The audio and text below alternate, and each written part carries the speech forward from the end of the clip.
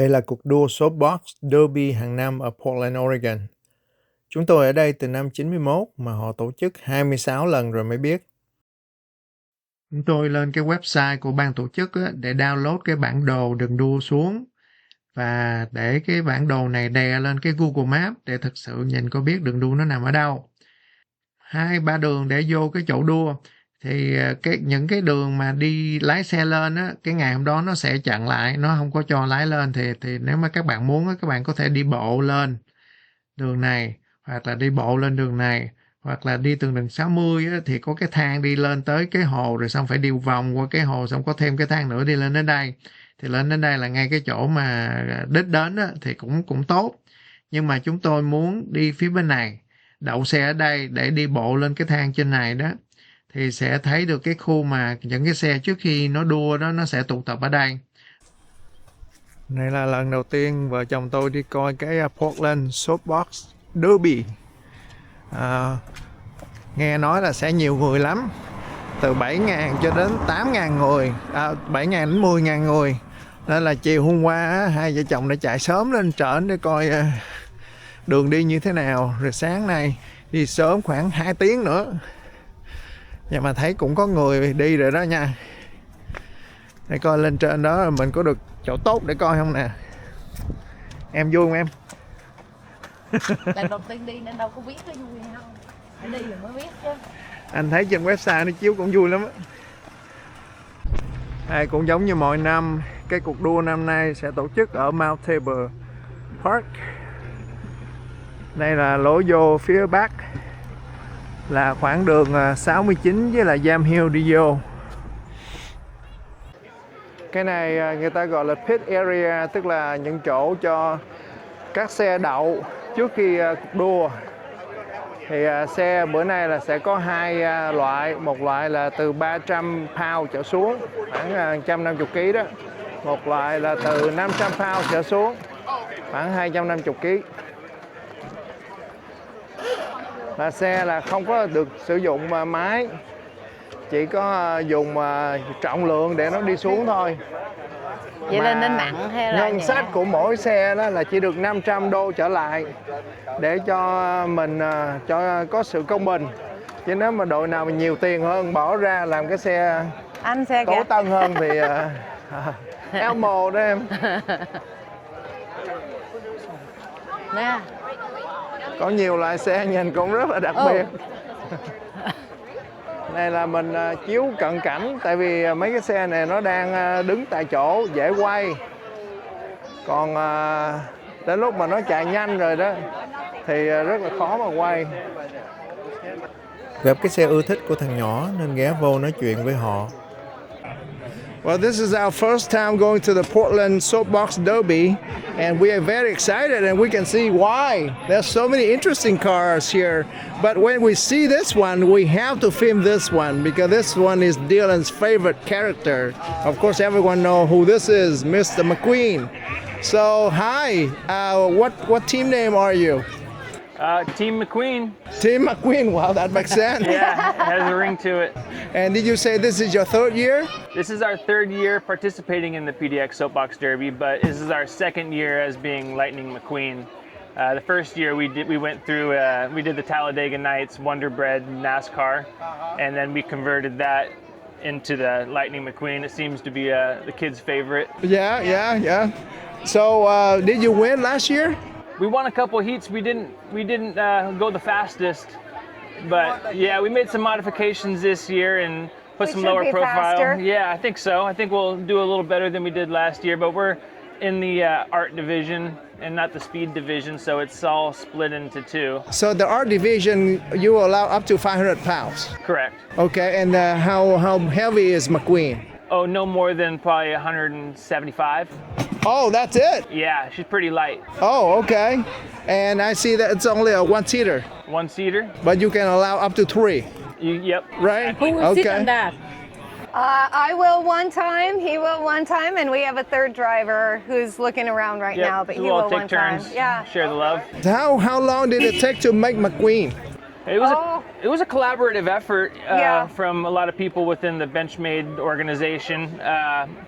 You know, we've see. repainted probably 5 or 6 months. yeah. Working on that. That was the first time though. Yeah, because all of this is just hand the painted. first time. The second time around, it took they worked on it about another month.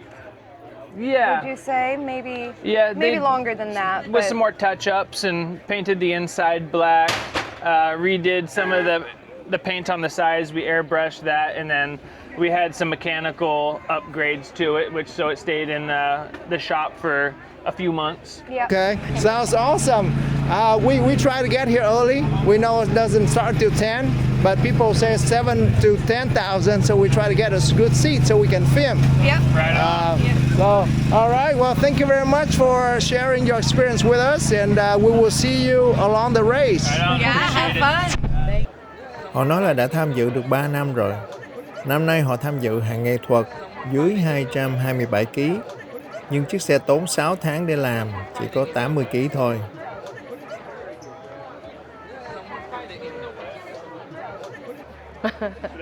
Ooh. Cái này là anh nghĩ là Flintstone. Yeah. Oh.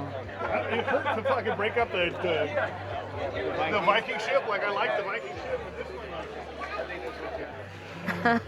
Bữa nay vui đó em. Đáng đi hả? Đáng về sớm đi coi hả? Yep. Nó cứ mỗi tháng 8 là nó thi đó. Năm sau mình đi châu Á 6 tháng quay về mình đi nữa.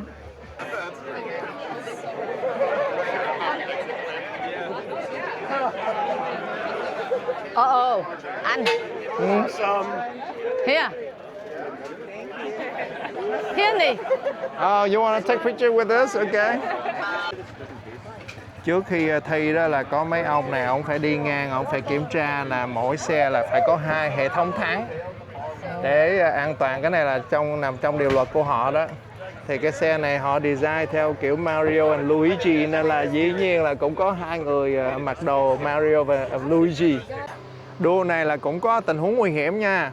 Tại vì thấy người ta có để những cái cục rơm rạ ở đây là trong trường hợp mà xe mà nó lủi qua một bên nó không thắng kịp hay gì này kia đó. Chứ không phải chơi đâu. Cái này năm đầu tiên chúng tôi đi nên là không có biết. Nhưng mà chắc là mấy năm trước là chắc cũng có xe lật, xe này kia đó, chứ không phải không có đâu. Rồi bây giờ hai vợ chồng phải chia ra. Thằng chồng á, thì ở đây quay cái khúc giữa của cái đoạn đua. Còn vợ thì phải đi dặm này đi đến cái chỗ cái chỗ đến của nó. Thì cái đường đua này là 7/8 dặm. Là khoảng bao nhiêu ta? Chắc khoảng chừng cây 2. Cuối cùng là tôi chọn chỗ này, thấy được khá xa từ đầu dốc xuống. Thì cái đường đua đó, nó sẽ chạy theo cái lằn màu cam này. Nó chạy xuống dưới, nó chạy vòng qua phía bên kia. Là nó chạy vòng qua đến cái cầu phía bên kia là mức tới. Thì bà xã sẽ ngồi ở bên đó để quay cái cảnh tới. Ở khúc giữa này là sẽ bán đồ ăn, có những xe bán đồ ăn. Nhưng mà hai vợ chồng đã chuẩn bị rồi, mỗi người một cái giỏ có đồ ăn đồ uống trong này. Bây giờ là chỉ ngồi chờ cuộc đua bắt đầu thôi. Bây giờ là 9:45, tức là 15 phút trước khi cái cuộc đua đầu tiên. Thì mọi người bắt đầu vô nhiều rồi đây. Mà phần lớn mọi người là chắc là đang kiếm chỗ đậu xe. Càng ngày chỗ đậu xe sẽ càng phải đậu ở xa hơn. May mắn là chúng tôi đi sớm ngày hôm nay. Đây là giờ phút mọi người đang mong đợi. Cuộc đua đã bắt đầu.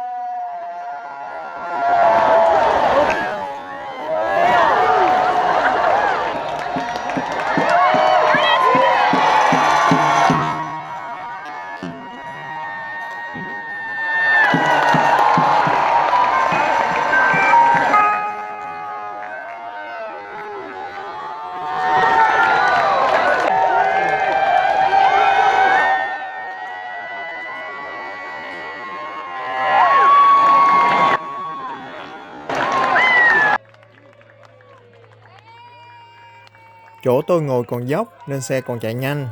Đến gần đích đường bằng phẳng nên xe hết chạy nổi. Ít ra chiếc xe này còn lết được tới đích.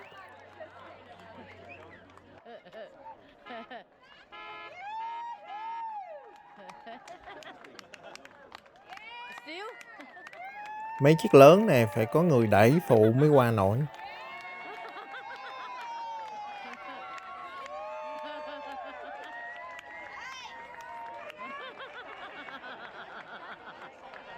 Sau khi mà xuống tới đích rồi là bây giờ một cái xe, nó sẽ câu 3 cái xe này, nó kéo trên lên đồi để tiếp tục vòng đua thứ 2, thứ 3.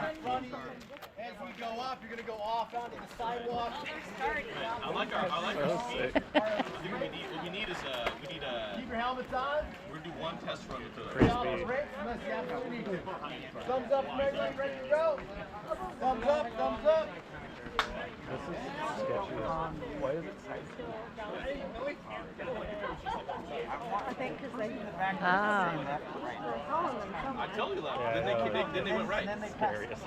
Well, that's because we cut them off on the left, so they came to the right. Oh, you didn't have enough pace to even get to the right. Okay, that is so clever. The stained glass on the back, like, come on. Lâu quá không có thấy thêm xe đua xuống, nên bây giờ đi bộ ngược lên để coi chuyện gì xảy ra đây.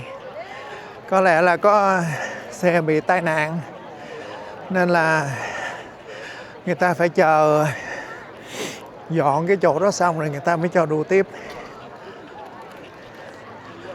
Bây giờ là rất là đông người rồi. Có một tình huống tai nạn xảy ra nên là người ta phải cho cái người đó chở đi bệnh viện trước rồi mới bắt tiếp tục cuộc đua. Mỗi một cái xe đua đó là có một cái làn riêng để chạy. Và mỗi một cái xe đua có một cái vùng để người ta đẩy. Ví dụ như là cái xe Mario đó thì cái người đẩy chỉ được chạy đến cái làn này thôi, không có được chạy quá. Sau khi đẩy đến đó rồi thì cái xe nó sẽ tự chạy bằng trọng lượng của mình, tại vì đường chạy xuống dốc mà.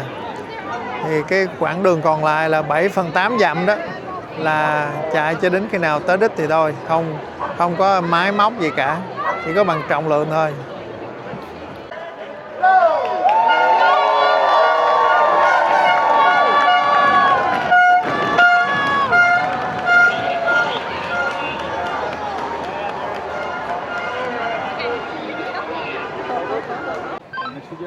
Racers, on your marks, get set, go! Hey, good job. Hey, nice work, buddy. That was awesome. Can I get a high five? Bây giờ 3 cái chiếc tiếp theo sẽ lên đó để chuẩn bị. Sau khi 3 chiếc kia xuống tới đích rồi là đến 3 chiếc này sẽ bắt đầu chạy.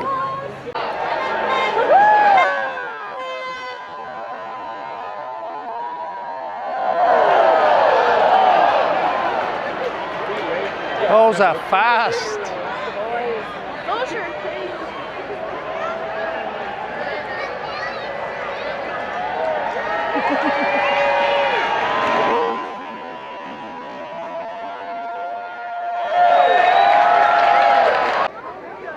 Đây là gần cái vạch cuối cùng đây.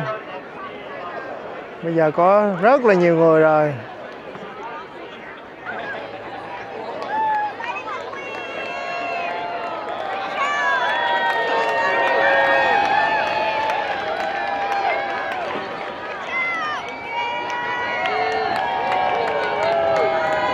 Xuống này là gần tới đích rồi nên là yếu đà rồi.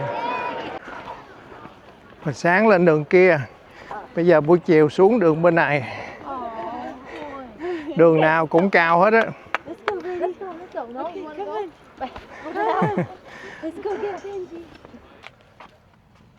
Sao em thấy đi coi cái này đáng không? Cũng vui mà mệt, trời đi bộ xa, có núi bự quá, đi lạc tới lạc lui. Không phải là chuyện đó không, mà tại vì không có đậu xe gần được. Bữa nay là cái ngày lễ nên là người ta cái ngày cho cái vụ đó đó nên người ta đâu có cho xe lên, nên là mình phải đi bộ xa. Ui. Mà đi coi mấy cái xe cũng vui chứ ha. Năm sau chắc chắn đi nữa hả?